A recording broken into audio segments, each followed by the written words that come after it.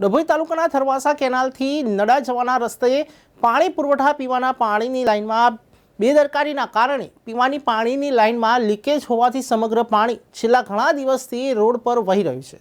ગ્રામ્ય વિસ્તારમાં પીવાના પાણી વેડફાઈ રહ્યા છે, ત્યારે પાણી પુરવઠા તંત્ર પોતાની મસ્તીમાં મસ્ત રહેતું હોય, જેના કારણે ગ્રામજનોમાં આક્રોશ જોવા મળી રહ્યો છે।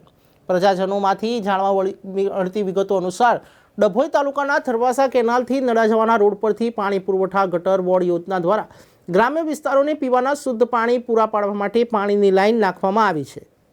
ત્યારે પીવાના પાણીની લાઇનમાં છેલ્લા ઘણા દિવસથી લીકેજ હોવાથી આશરે 10 થી 15 ફૂટ ઊંચા ફુવારા પાણીના નજરે પડે છે।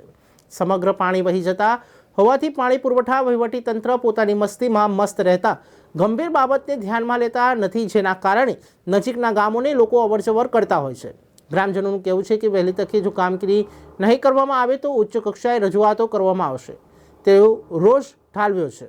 દર વખતે ગંભીર પરિસ્થિતિ થાય છે, છતાં પણ પાણી પુરવઠાના અધિકારીઓ કોઈ ધ્યાન આપતા નથી, જેને લઈને પીવાના પાણી લાખો ગેલન પાણી વેસ્ટેજ વેરાઈ જાય છે। જો પાણી પુરવઠાના અધિકારીઓ દરેક વાલે જઈને તપાસ કરવામાં આવે તો પીવાના પાણીમાં ભંગાણ જે સર્જાય છે નહીં અને લાખો લીટર પાણી વેડફાય નહીં।